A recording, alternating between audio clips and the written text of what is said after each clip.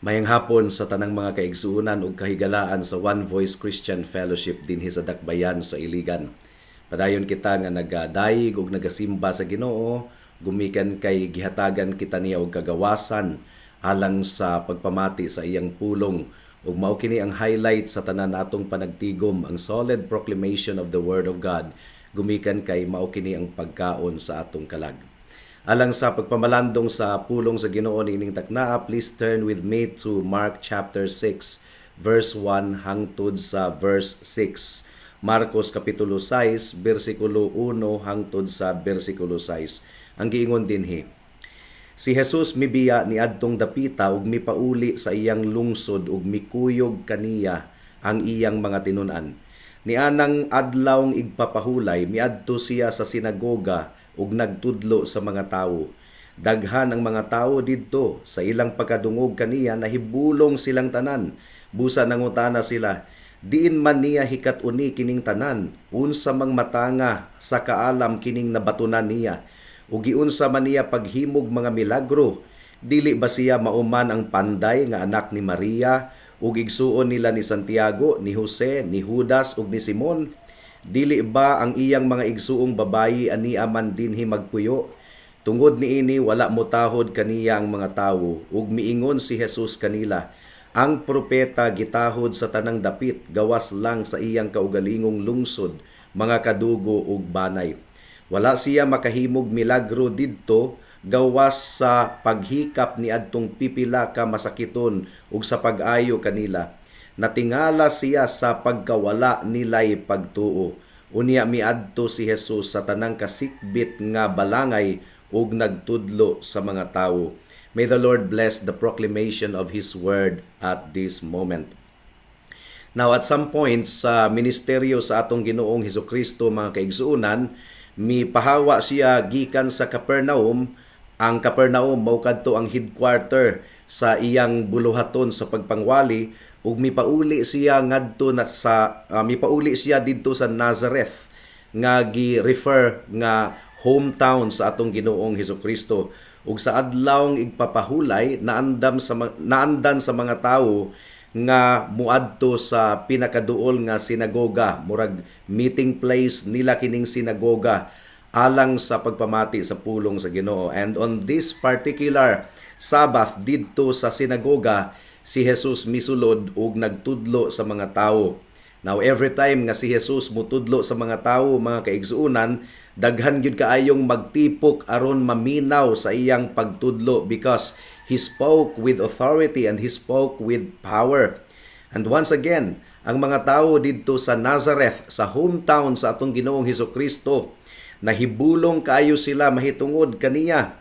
Ang ilang giingon, asa man gikan kining tawhanan ining mga butanga, asa man siya nakakaton niining kaalam nga iyang nabatunan o giunsa niya pagbuhat og mga milagro pinaagi sa iyang mga kamot. So you see, nakita nila, nadungog nila ang atong Ginoong Hesukristo, nakita nila ang mga milagro nga gibuhat ni Jesus, ug nadunggan nila sa ilang mga dalunggan ang kaalam, pinasahi nga kaalam gikan sa baba sa atong Ginoong Hesukristo.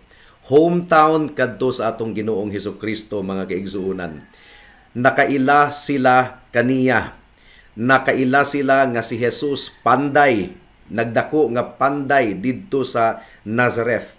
Nailhan nila ang mga ginikanan sa atong Ginoong Hesukristo, si Jose ug si Maria, and perhaps basin og pipila kanila kadula ni Jesus ni adtong bata pa sila. Ang giingon diri sa bersikulo 3, dili ba siya mauman ang panday nga anak ni Maria ug igsuon nila ni Santiago, ni Jose, ni Judas ug ni Simon? Dili ba ang iyang mga igsuong babayi ania man dinhi magpuyo? Tungod niini wala motahod kaniya ang mga tawo. So, familiar kaayo sila sa atong Ginoong Hesukristo. Nakailas sila sa ginikanan ni Jesus, ni Jose ug ni Maria, bisan pa sa mga half-brothers ug sisters ni Jesus Christ. Gumikan kay magtiayon man to si Jose ug si Maria, nakaanak sila sunod sa atong Ginoong Hesukristo. Nailhan nila si Jesus ug wala sila mutahod sa atong Ginoong Hesukristo gumikan niini. So giunsa man nga ang ilang hometown boy magtudlo kanila with authority, ang panday, ang karpintero nga kaila nila mutudlo didto sa sinagoga with authority, giunsa man niya pagkat-on niining mga butanga. So subo kayong pamalandungon mga kaigsuunan nga ang Nazareth, ang hometown sa atong Ginoong Hesukristo, usa sa mga lungsod nga mi-reject sa atong Ginoong Hesus, mibalibad sa atong Ginoong Hesukristo. Privileged kaayo sila nga syudad, privileged, naay daghang kaayuhan nga ilang nadawat unta, nagtubo kanila ang anak sa Dios sa ilang taliwala, pero kining familiarity maoy nakapahatag kanila og kabugnaw mga kaigsuonan, og dunay warning niini alang kanato dinhi sa Pilipinas. Adunay ebanghelyo nga gawas nun kaayong gimantala sa atong nasod. Ang pulong sa Ginoo gawas nun nga ginawali sa daghang mga lugar niining nasura. We have been raised around the gospel. We have Christian churches niining nasura, and yet most people walay pakabana sa pulong sa Ginoo, walay pakabana sa ebanghelyo mga kaigsunan. Now, gumikan sa pagsalikway sa mga taga Nazareth sa atong Ginoong Hesukristo ug sa iyang pulong, wala makahimo si Jesus og daghang mga milagro didto. Mao kini giingon sa verse 5. Wala siya makahimog milagro didto gawas sa paghikap ni adtong pipila ka masakiton ug sa pag-ayo kanila. Natingala siya sa pagkawala nilay pagtuo. So, natingala ang atong Ginoong Hesukristo. Despite the miracles nga gibuhat ni Kristo sa ilang taliwala, despite His words of wisdom, power, and authority, misalikway gihapon sila sa atong Ginoong Hesukristo. Now, nganong natingala man si Jesus sa ilang pagkawalay pagtuo? Gumikan kay kining mga tawhana, aduna gayud sila'y advantages more than any other people. Doon na sila'y advantages, pero bisan pa sa advantage nga ilang nabatunan, ila gihapong gisalikway ang atong Ginoong Hesukristo. Kadto nga mga advantages nga ilang nabatunan, mauntay mag-aghat kanila nga makiguli sa Ginoo, maghinulsol sa ilang mga sala, pero wala nila kadto gibuhat. There are many blessings that all men enjoy. Daghan kayong mga panalangin nga gi-enjoy nato sa matag adlaw. Mga panalangin nga mauuntay mag-aghat kanato nga moduol sa atong Ginoong Hesukristo diha sa pagsimba, pagpasalamat ug pagsunod, apan wala nato kana buhata. So, just as Jesus was amazed at the unbelief, kita usab nga mga Pilipino makahibulong gayud kaayo kung nganong majority sa atong mga katawhan walay pakabana sa atong buhi nga Dios despite the blessings nga atong na-enjoy gikan kaniya sa matag adlaw.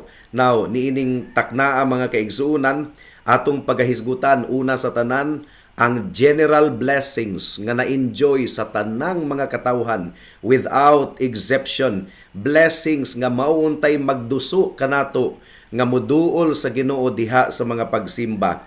And then ikaduha, atong tan-awon ang mga particular blessings nga na-enjoy sa mga katawhan didto sa Nazareth, ug particular blessings usab nga na-enjoy nato dinhi sa Pilipinas. Ug ikatulo, atong tan-awon kung giunsa pag-usik-usik, pagkamasa sa mga katawhan sa mga blessings nga na-enjoy nila gikan sa Ginoo, imbis nga maghinulsol sila musimba, mudayig ug mupaubos atubangan sa Dios. Apan sa dili pa kita mopadayon mga kaigsuonan, magampo una kita. O labing gamhanan nga Dios, salamat kaayo sa kahigayunan nga imong gihatag kanamo karon alang sa pagpamalandong sa imong pulong. Among gipangayo ang pagdihog sa balaang espiritu, ang imong sulugoon, O God, huyang. Gikinahanglan niya ang imong pagdihog, ang imong kusog, gikinahanglan niya ang imong kaalam. Hinaot nga imo siyang gamhan karon sa pagbatbat sa imong mensahe, ug kining mga katawhan nga nagatigom karon dinhi sa iligan. Hinaot, O Dios, nga ang among kasing-kasing ug hunahuna imong pag-aablihan aron dili kami mapariha sa mga katawhan didto sa Nazareth nga taliwala sa mga pribilehiyo nga ilang na-enjoy gisalikway gihapon nila ang among Ginoong Hesukristo. Oh, far be it from happening in our midst, O God. Ug mao kini among giampo ug gipasalamatang daan sa ngalan ni Jesus. Amen. Mudangat na kita sa unang punto, God's general blessing. Ang kinatibuk ang panalangin sa Ginoo nga na-enjoy natong tanan. Wala gayoy exception, mga kaigsuunan. Ang general blessings nga gihatag sa Ginoo sa tanang katawhan, mga panalangin nga mauntay magduso kanato nga musimba ug mualagad sa atong buhi nga Dios. Ang tanang mga tawo dunay panalangin sa kining gitawag og general revelation. General revelation sa atong Ginoo mismo. General revelation sa binuhatan as creator, isip magbubuhat, mga kaigsuunan. Nagbilin ang Ginoo kanato sa tanang mga butang, kahoy, bukid, mga hayop, mga pagkaon, hangin nga atong giginhawa, adlaw, mga kabituunan. Dili kita makatan-aw ni ining tanan nga dili nato makit-an ang gahom ug himaya sa atong magbubuhat. These are the excellent work in His hands. Ang atong kabaskog sa panglawas, matud pa sa Psalm chapter 19 verse 1, ang giingon dinhi, ang kalangitan nagpadayag sa himaya sa Dios, ug ang kawanangan nagpakita sa iyang mga buhat. So, muhangad kita sa kalangitan, muhangad kita sa kawanangan, makita nato ang himaya sa Dios, ang gahom sa Dios. Ang mga binuhatan, mga kaigsunan, mga kahigalaan, nagpadayag kini sa grasya sa Ginoo, sa kinaiyahan sa Dios. It declares God's divine essence. Na-enjoy nato kining tanan, ulan, pagkaon, tubig nga atong giinom.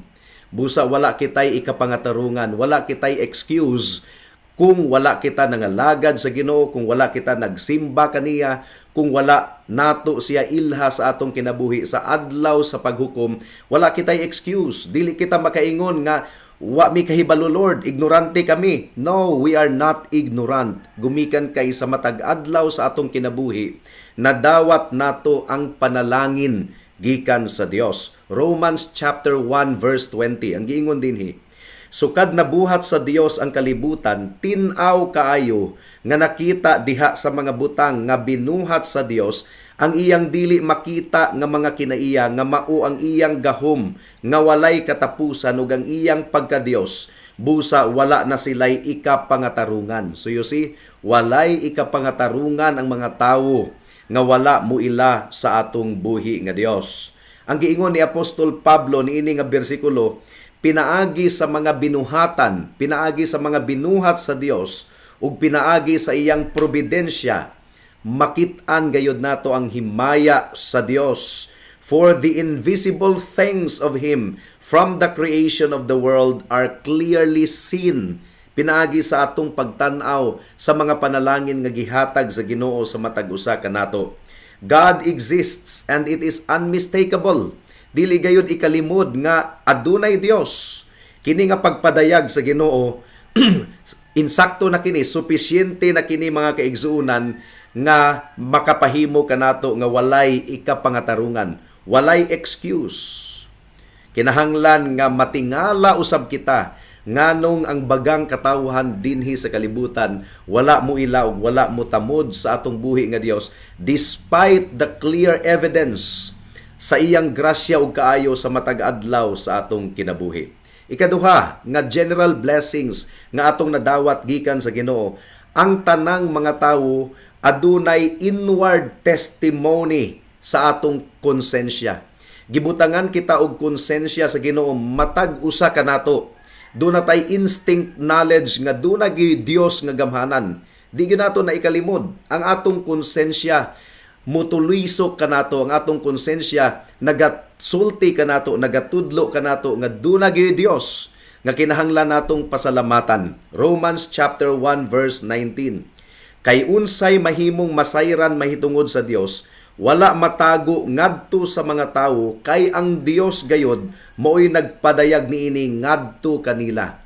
Ang konsensya gibutang sa Ginoo sa atong kalag aron makahibalo kita by instinct nga duna gyoy Dios. Mao nga kanang mga tawo nga moingon nga walay Dios, ilang gipugngan ang ilang konsensya pero wala sila'y ikapangatarungan. Ang konsensya usa kana sa blessing, usa kana sa panalangin nga gihatag sa Ginoo sa matag usa kanato. Matud pa ni Charles Hodge, akong basahon sa English, it is not of a mere external revelation which the apostle is speaking. Dili lang kuno ang mga external, panggawas nga pinadayag sa Ginoo ang gihisgutan ni Pablo. Pinaagi sa mga binuhat, mga bukid, mga hayop, mga bituon, adlaw, hangin. Dili lang na ang gihisgutan kuno ni Pablo, but of that evidence of the being and perfections of God, which every man has in the constitution of his nature, kundili sa ebidensya nga gibutang sa Ginoo sa kalag sa tawo pinaagi sa konsensya. Wa ba mo masayod nga duna gyoy haw-ang sa atong kinasuluran nga ang Dios lamang ang makapuno niini mga kaigsuonan. Duna gyoy haw-ang, dunay konsensya sa atong kasing-kasing nga ang Dios lamang gyud ang makapuno. Paminaw nato si Augustine sa iyang libro nga gisulat. Ang giingon ni Augustine, "You have made us for yourself, and our hearts are restless until they rest in you." Tinuod gayud kana. Gibuhat kitang tanan sa Ginoo ang atong kalag, dili gayud makapahulay hangtod nga mopahulay kini diha sa atong Ginoo. Now, ang mga tawo gakinahanglan gayud nga mosimba sa mas gamhanan pa kanato. Instinct na nga gibutang sa Ginoo sa atong konsensya. Mao nga kumuadto kita sa mga tribo, mga karaan kayo nga mga tribo sa kasaysayan, doon na gyoy concept of worship. Doon na sila'y mga giludhan sa pagsimba, pero gumikan kay wala nila mailhi ang Dios.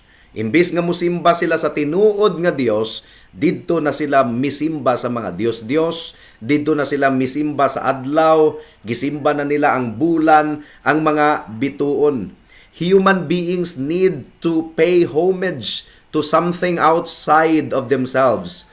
Kung wala nila simbaha ang Dios, they will be inclined to worship something else ug ilang ihatag ang ilang devosyon ni anang mga butanga kung wala sila musimba ug muila sa tinuod nga Dios. Now, mo kini inward testimony of our conscience. Gidescribe sa Biblia ang atong konsensya ingon nga pagpamatuod sa Dios sa iyang balaod sa atong kasing-kasing. Mao nga bisag walay Biblia nga moabot sa usa ka tribo mga kaigsuonan, walay mga magwawali nga nakaabot dito, giunsa man nila pagsayod nga sipyat ang mga wat. Giunsa man nila pagsayod nga sala ang pagpamakak, sala ang pagpangabit mga kaigsuonan. There is an instinct knowledge of the law of God sa konsensya, sa kalag, sa matag usa. We have this inner understanding of right and wrong. Ang mga wala pa sa Ginoo, ang mga makasasala, ilang pugngan ang pagpanglihok sa ilang konsensya. Mao kini giingon sa 1 Timothy chapter 4 verse 2. Ang giingon dinhi, nagikan kining mga pagtulon-ana sa limbong sa mga tawong bakakon ug ang ilang mga konsensya dili na mubati nga daw gipasuan og binagang puthaw. So you see, ang ilang konsensya kuno, ilang gipugngan dili na mubati. Titus chapter 1 verse 15, ang giingon dinhi, kanila nga mga putli, ang tanang butang putli, apan alang ni adtong mahugaw ug walay pagtuo, wala gayoy butang nga putli kay hugaw man ang ilang hunahuna ug tanlag. Kining tanlag mga kaigsuonan, konsensya kini. Mao nga ikatingala gayud nato nganong ang bagang mga katawuhan dinhi sa kalibutan wala mo ilaw ug wala mo simba sa Dios nga klaro man unta nga gipadayag sa Ginoo ang iyang balaod sa konsensya or tanlag sa matag usa. So dili lang ebidensya sa mga binuhatan nga aduna gayoy Dios ang iyang gihatag kanato, kundili ebidensya usab sa atong konsensya. Ikatulo, unsay mga general blessing nga gi-enjoy sa matag usa kanato? Well, kining gitawag og forbearance. Sa Bisaya pa, mapailubon gayud kaayo ang Dios kanato. Pasensyoso gayud kaayo ang Dios kanato. Gaantos ang Dios kanato. Ang giingon dinhi sa Romans chapter 2 verse 4, "O giabusahan ba nimo ang iyang pagkamaluluyon ug pagkamainantuson ug pagkamapailubon? Wala ka ba masayod nga gikaluy-an ka sa Dios aron ka maghinulsol kay sa tinuod lang? Sa kada adlaw natong pagpakasala at tubangan sa Dios, kung ang Dios dili pa mainantuson, kung ang Dios dili pa pasensyoso, gisiluta na unta kita niya, hagbayan pa. Iya na unta kitang gipatay, iya na unta kitang gitambog karon sa impyerno. Pero nagpailob ang Dios. Blessing ka na, mga kaigsunan, panalangin ka na. Ug kana nga panalangin kinahanglang magduso kanato nga makig-uli kaniya, nga musimba ug muila kaniya. All men should be in hell at this very moment. Kitang tanan, takos na kita nga itambog sa impyerno bisan pa niining taknaa. Mao nga matag segundo nga wala pa kita sa impyerno, ebidensya ka na sa pagpailob sa Dios, sa iyang kaluoy ug sa iyang pagka-mainantuson. Gumikan kay gihatagan sa Dios ang tanang mga tawo ug kahigayunan nga maghinulsol ug musalig kang Kristo. And in addition, majority sa mga katawhan niining kalibutana nagrebelde gayod sa Dios, misalikway sa Dios, and yet hangtod karon matinud-anon gayod ang Dios sa pagbuo ug panalangin sa tibuok kalibutan. Na-enjoy nato ang riches of life out of God's goodness. Ang mga tawo nga kusog kaayong mamalikas, ang mga tawo nga kusog kaayong magbugal-bugal ug magwali usab batok sa Dios, pero ang hangin nga ilang giginhawa gikan kana sa Ginoo, wala lang gyud kana nila maamguhi, mga kaigsuonan, or naamguhan nila apan ilang gipugngan ang tingog sa ilang konsensya. Kining kaayo sa Dios kinahanglan nga magduso kanato nga mubow down kaniya diha sa pagdayeg ug pagsimba. Kinahanglang sama ni Kristo matingala usab kita nganong ang bagang panon sa katawhan mibalibad gihapon sa Dios. Ikaduhang punto, atong hisgutan karon ang lungsod sa Nazareth, kay doon na gayoy particular blessing nga gihatag ang Ginoo kanila, pero wala nila kini gamita aron sa pagpakig-uli sa Dios. The people of Nazareth were particularly blessed. Mga Hudiyo kadto sila, mga kaigsuunan. Ang saad sa Ginoo sa daang tugon gihatag pinaagi kanila. Ang balaod sa Dios gihatag pinaagi sa mga Hudiyo. Ang tabernakulo nga ang sulod ni adto mga anino mahitungod sa atong Ginoong Hesukristo mianhi pinaagi sa mga Hudiyo. Ug ang mga propeta gisugo sa Ginoo pinaagi sa mga Hudiyo. Ug niadtong mianhi ang anak sa Dios sa kalibutan, didto gyud sa mga Hudiyo siya unang nagwali. Adunay gitawag nga Jewish priority. Grabe kaayo ang kahigayunan nga gihatag sa Ginoo kanila, ang privilege. Ang giingon sa John chapter 1 verse 1, mianhi siya sa iyang kaugalingong katawhan apan wala sila mudawat kaniya. This is speaking of the Jewish people. Mibalibad sila kang Kristo. Imbis nga ilang dawaton si Kristo, despite the privilege nga ilang nadawat gikan kaniya. Matthew chapter 10 verse 5 to 6, ang giingon dinhi, gidala ni Jesus kining napulog duha ka apostoles uban niining mga pahimangno. Ayaw kamo pag-adto sa kayutaan sa mga dili Hudiyo ug sa bisan unsang lungsod sa Samaria. Adtua hinuon ninyo ang nangawala nga mga karnero sa nasod sa Israel. So you see, gi-prioritize ginunta sila sa Ginoo, mga kaigsuunan. Pero ila kining giusik-usikan nga pribilehiyo. Matthew chapter 15 verse 24. Unya mitubag si Jesus, gipadala ako ngadto lamang sa nawalang mga karnero sa nasod sa Israel. Sa laktod nga pagkaistorya, they had every advantage. Everything God has shown to them pointed to Christ. And still, bisan pa ni ana, mga kaigsuunan, wala gihapon sila mutuo sa atong Ginoong Hesukristo. Gisalikway gihapon nila ang atong buhi nga Dios. Mao nga natingala si Jesus sa ilang pagkawalay pagtuo, sa ilang pagkadili matinuuhon. Usa pa, nadungga nila ang pagtulunan sa atong Ginoong Hesukristo. kining magwawali sa atong kapanahunan karon, wala ra ni kakumingking sa abilidad ni Kristo sa pagwali. So they had the privilege of personally hearing the message of Jesus Christ. Mark chapter 6 verse 2 sa atong teksto. Nianang adlawng igpapahulay, miadto siya sa sinaguga ug nagtudlo sa mga tawo. Daghan ang mga tawo didto. Sa ilang pagkadungog kaniya, nahibulong silang tanan. Busa nangutana sila, diin man niya hikat-uni kining tanan. Unsa mang matanga sa kaalam kining nabatunan niya. Ug giunsa man niya paghimog mga milagro. So, girecord ni Mark nga natingala gayud sila. Nahibulong sila sa mga pagtulunan sa atong Ginoong Hesukristo. They wondered kung asa gikan, asa nakatunan ni Hesukristo ang kaalam nga migawas gikan sa iyang baba. So they had the privilege of hearing the amazing teaching of Jesus Christ. Nakita usab nato kini sa Marcos kapitulo 1 bersikulo 22. Ang giingon dinhi, ang mga tawo nga nakabati kaniya natingala tungod sa iyang pagpanudlo nga may awtoridad ug dili sama sa mga magtutudlo sa balaod. Because Jesus spoke with authority and He taught with authority. The greatest of the prophets said, "Thus says the Lord."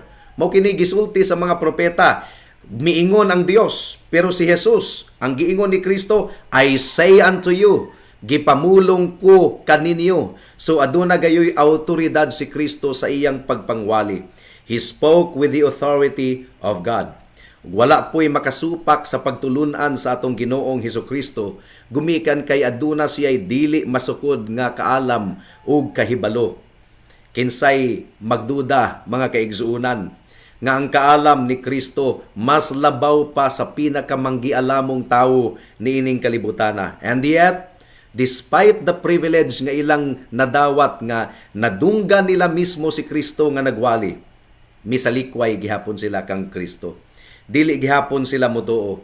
Mao nga ang giingon sa verse 6, and he wondered at their unbelief. Natingala siya sa ilang pagkawalay pagtuo. Ikatulo, nakita nila ang katingalahang butang mga milagro nga gibuhat ni Kristo. Ang giingon diri sa bersikulo 2, diin man niya hikat-uni kining tanan, unsa mang matanga sa kaalam kining nabatunan niya, ug giunsa man niya paghimog mga milagro. So, wala lang nagwali si Kristo with authority, kundili iya pang gi-demonstrate pinaagi sa iyang mga kamot ang iyang giwali. Giayo niya ang mga bakol, ang mga patay na buhi, mga kaigsuunan, ang mga giyawaan iyang gihimong gawasnon gikan sa mga demonyo. Everything Jesus Christ did carried with authority. Nadunggan nila, sigurado kita nga nadunggan nila kung giunsa pag-ayo ni Kristo ang taong giyawaan didto sa Gadarin, mga kaigsuunan. Katong mga demonyo nga gipapahawa ni Kristo og mibalhin didto sa mga baboy. Nadunggan kadto, mikuyanap na kadto ni adtong lugara, and yet wala gayud gihapon sila mutuo. Giayo ni Kristo ang tanang mga masakiton ug bisan ang mga patay, iyang gibanhaw, mga kaigsunan. Gidemonstrate ni Kristo nga aduna siya'y gahom batok sa kamatayon. Ug bisan pa ang mga hangin, bisan pa ang mga balod, mituo sa atong Ginoong Hesukristo. Mipatuo kaniya sa iyang mga pagbadlong. Ug wala gayoy duda, mga kaigsuunan, nga si Kristo gayod mao ang iyang giangkon sa iyang kaugalingon, ang anak sa Dios, ang Mesiyas, ang Dios ug manluluwas. After all, ang basihan ra sa mga tawo nganong ilang gisalikway si Kristo, gumikan kay kababayan nila. Nagtubo si Kristo sa ilang lugar. Nakita nila si Kristo nga panday nga taga Nazareth, ug bisan pa ang mga ubang mga batan-on dito basin og kadula ra nila si Kristo niadtong nagtubo sila. Imposible kuno nga ang Mesiyas panday nga taga Nazareth. So bisan pa sa mga ebidensya nga gipakita sa atong Ginoong Hesukristo sa kaalam, gitabunan nila kadtong tanan kay didto sila nag-focus nga kababayan ra na nato, taga diri ra na. Jesus Christ marveled at their unbelief. This is the great tragedy of unbelief, mga kaigsuunan. Gihatagan sila og daghan kaayong mga kahigayunan. Mao nga panilngan gayud sila sa Ginoo, paninglon gayud sila sa Ginoo ug mas dako nga pagpaningil. Gumikan kay mas advantageous gayud sila kaysa bisag kinsang mga katawhan dinhi sa kalibutan. Luke chapter 10 verse 13 to 15, gitunglo sa Ginoo ang mga syudad nga gipakitaan sa Ginoo og daghan kaayong mga milagro, gitunglo sa Dios. Grabe kayo ang privilege. Ang giingon dinhi alaot ikaw Corazin, ug alaot usab ikaw Betsaida. Kay kun ang mga milagro nga nahimo diha kaninyo nangahimo pa unta didto sa Tiro ug sa Sidon, dugay na untang naghinulsol ang mga tawo didto ug nagpakita niini sa paglingkod nga nagsulob og bisting sako ug nagbulibod og abo sa ilang kaugalingon. Sa adlaw sa paghukom, mas kaluy-an pa unya sa Dios ang Tiro ug ang Sidon kay kaninyo. Ug ikaw Kapernaum, buot mo bang ituboy ang imong kaugalingon ngadto sa langit, ibanlod ka hinuon ngadto sa impierno. So, mas kaluy-an pa kuno sa Ginoo ang mga wala nakadawat og pribilehiyo sa adlaw sa paghukom. Panilngan sila sa Ginoo ug dako kaayo sa tanan, mga kaigsuunan. Ang giingon sa Mark chapter 6 verse 11, kung mahiadto kamo sa usa ka dapit diin ang mga tawo dili mo dawat o dili mamati kaninyo, biyai ka ng dapita ug itaktak ang abog sa inyong tiil, ingon nga pagpasidaan batok kanila. Mo kato ikaduhang punto, Nazareth received all the blessings and privileges from God, and yet they still rejected the Lord Jesus Christ. Ikatulong punto, ang mga tawo niining kalibutana, ikaw ug ako, kung dili kita mahigmata, giusik-usikan gayud nato ang panalangin sa Dios. So many have squandered their advantages. For example, ang kontinente sa Europe, didto nagikan ang Reformation, didto nagikan ang pagpangwali sa pulong sa Ginoo. For example, ang France, homeland kadto ni John Calvin. Tanaw nato ang France karon, grabe kaayo kakalibutanon ang mga tawo, absolute unbelief. Ang Germany, homeland ni Martin Luther nga gigamit gayud sa Ginoo sa pagsugod sa Reformation. What is happening in Germany right now? That nation is in a state of unbelief. Ang Great Britain ang England, hometown sa mga Puritans. Katong nagsulat og daghan kaayong mga libro nga ato ganing gibasa pa karon, nagtudlo mahitungod sa pulong sa Ginoo. But what is the state of England right now? It is in a state of unbelief. Dili ba ikatingala nga despite sa privilege ni ining mga dapit nga akong gihisgutan, wala gihapon sila mutuo ug mutamod sa Ginoo sa atong kapanahunan karon. Now, what about America? Kung ang Amerika ang atong pagahisgutan, mga kaigsuunan, grabe kaayo ang kahigayunan, panalangin nga gihatag sa Ginoo kanila. When that nation was founded, it was founded with the Word of God. Ug ang mga misyonary sa tibuok kalibutan gikan sa Amerika. Ang gospel, ang ebanghelyo gisangyaw sa ilang nasod, sa radio, sa television, sa ang internet sermon available for download 24/7. Ang nasod sa Amerika na-saturate gayud sa gospel. Pero nganong ang Amerika karon mo'y number 1 nga ga-promote sa abortion, number 1 nga ga-promote sa same-sex marriage, number 1 nga ga-promote sa pedophilia. Well, panilngan sila sa Ginoo ug mas dako nga pagsingil sa adlaw sa paghukom. Bisan pa diri sa Pilipinas, we have all the privileges of being recognized as a Christian nation in Asia. But what is happening in our land right now? Bagang panon sa mga Pilipino, wala gayod mutamod sa atong buhi nga Dios. How many times nga ang ebanghelyo ginawali sa mga radyo niining nasura? How many times nga dunay mga street preaching naghatag og mga balasahon? How many times nga ang mga pagwali sama sa atong gibuhat karon nahitabo na niining nga nasod? And yet people continue to reject the Lord Jesus Christ. Now, unsay atong ikapangatarungan sa pagbalik sa Ginoo? Unsay atong ikapangatarungan sa adlaw sa paghukom, mga kaigsuunan. Now, sa pagbalik sa Ginoo, gamiton sa Ginoo nga ebidensya kining pagwali karong adlaw, February 5, 2023. Muingon ang Ginoo, di ba ni adtong Pebrero 5, 2023, nadunggan nimo ang mensahe sa ebanghelyo, sa Iligan, sa Jollibee, nganong gisalikway manimo ang Dios. Nganong wala man ka mutamud sa Ginoo. So kining pagpangwali karon, gamiton kini sa Ginoo ingon nga ebidensya bato kanimo kun pagkahuman niini.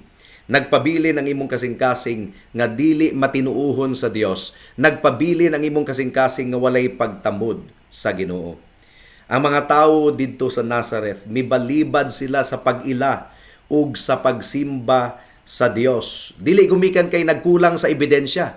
Dili gumikan kay walay ebidensya, mga kaigsuunan.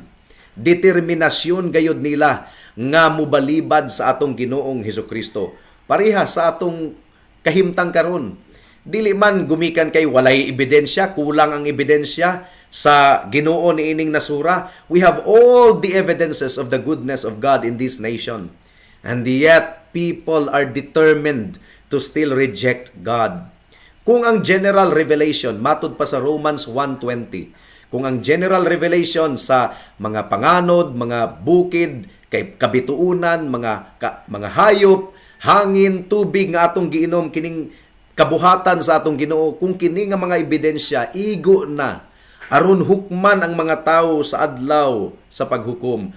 How much more sa bugat kaayong panalangin nga gihatag sa Ginoo kanato nga ang pulong, ang ebanghelyo gibat-bat sa atong nasod, giwali sa atong taliwala, mga kaigsuunan.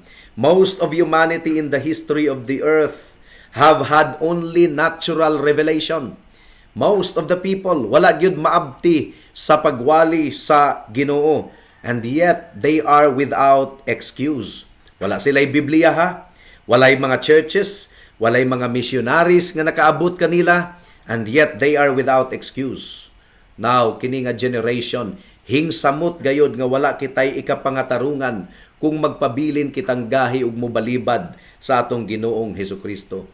Higala ug igsuon, ang kamatuoran nagaingon nga ang Dios balaan, balaan, balaan. Ang atong konsensya nagpamatuod nga ang Dios balaan, ug ang atong konsensya usab nagpamatuod nga kita makasasala.